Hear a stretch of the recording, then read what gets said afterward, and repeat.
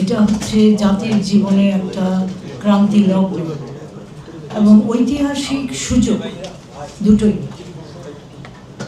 এবং এই যে এই ঐতিহাসিক সুযোগ, এটা জাতির জীবনে মাত্র খুব কম সময়ে আসে। একটা বিরাট লিবারেশন ওয়ারের পরে আসে, বা একটা বিরাট যুদ্ধের পরে আসে, বা একটা বিরাট আন্দোলনের পরে আসে। যখন একটা বিরাট পাওয়ার ভ্যাকিউম হয়, তখন একটা নতুন করে আবার গড়ার একটা সুযোগ আসে, যেটা ঐতিহাসিক সুযোগ।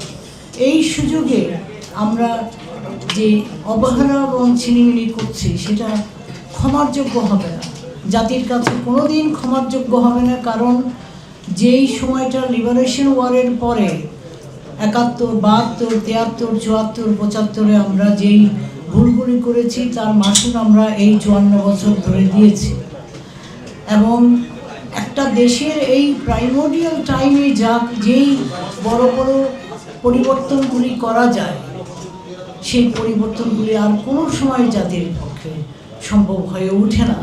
এই সময়টাইতেই এই বিরাট প্যারাডাইম শিফট, বা আমরা যে বিরাট পরিবর্তনের কথা, আমাদের দরকার একটা প্যারাডাইম শিফট। কারণ আমাদের যে সংবিধান, সেই সংবিধান সর্বদা স্বৈরাচারকে সাহায্য করেছে। সেইটাকে পরিবর্তন করে, অ্যামেন্ডমেন্ট করে যে পর্যায়ে নিয়ে আসা হয়েছে, সেটা একটা স্বৈরাচারের হাতিয়ার হয়ে দাঁড়িয়েছে।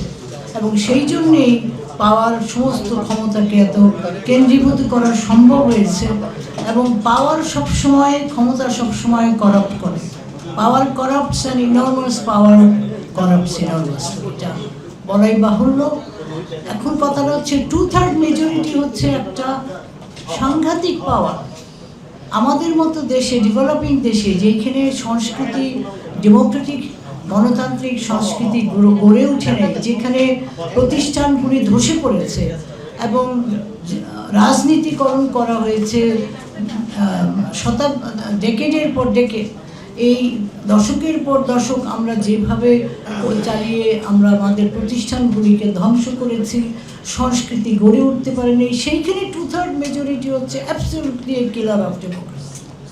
এই বিএনপি 2/3 মেজরিটি নিয়ে আসছে, আবারও 2/3 মেজরিটি, আগের সরকারও 2/3 মেজরিটি নিয়ে 111-এর পরে 2009 সালে আসছিল বলেই এইসব কাণ্ডগুলি করতে পেরেছে। আর তার আগে 2001 সাল থেকে 6 সাল বিএনপি পাওয়ারে ছিলেন, 2/3 মেজরিটি নিয়ে আসছেন। এবং সেই সময়টা, তার আগের কিন্তু বিএনপি একটা ভালো 90 থেকে 96 ভালো চালিয়েছিলেন। কিন্তু 2/3 মেজরিটি নিয়ে এসে একটা দল তার নিজের দলটাকে ঠিক রাখতে পারে না, আর দেশটাকেও চালাতে পারে না। তার প্রতিফলন 2001 থেকে 6 সালে হয়েছে, আমরা দেখেছি। এবং তার প্রতিফলন কি তীব্র হয়েছে, সেটা আমরা 2009 থেকে এই 24 সাল পর্যন্ত দেখেছি। এইটা আবার পুনরাবৃত্তি হচ্ছে একটা ক্রান্তি লগ্নে। আমরা কীরকম একটা বিভৎস জায়গায়, একটা বিভৎস জিনিস বসে আছি। এইটার কি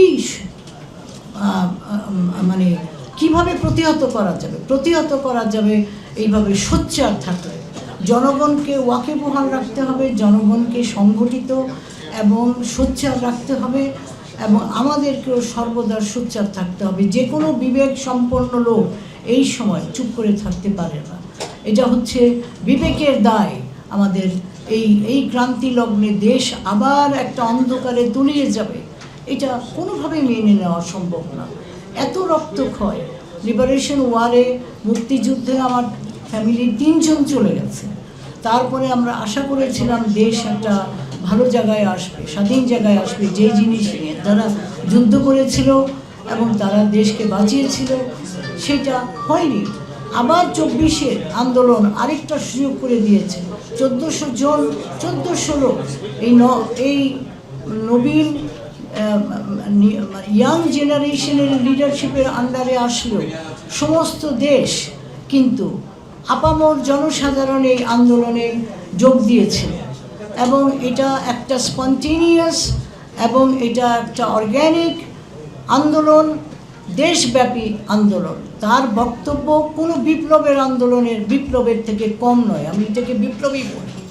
এবং তারপরে একটা বিপ্লবী সরকারই আসা উচিত ছিল। তারপরে কনস্টিটিউশন বদলানোর, সংবিধান এবং সংসদ, এগুলি কেন? এগুলি তো জনকল্যাণের জন্য, সুশাসনের জন্য, বিচার প্রতিষ্ঠা করার জন্য। এগুলি জনগণের কল্যাণের, জনগণের সুশাসনকে সুশান্ত এগুলির জন্য জিম্মি হয়ে থাকবে না। এগুলিতে যদি দরকার হয় এগুলি পরিবর্তন করতে হবে।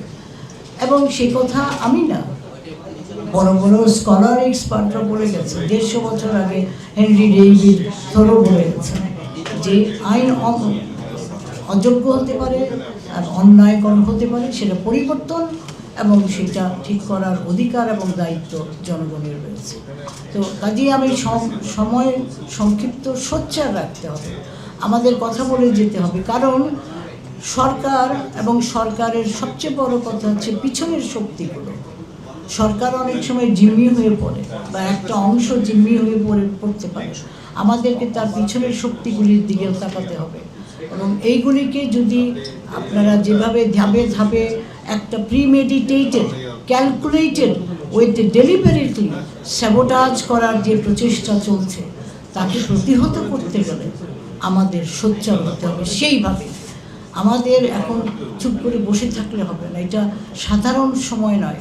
আমার জাতি হয় ভালোর দিকে যাবে, না হয় ধ্বংস হয়ে যাবে। কাজী চয়েস আপনাদের, কাজী এখানে আমাদের সোচ্চার হওয়ার লিমিট নাই।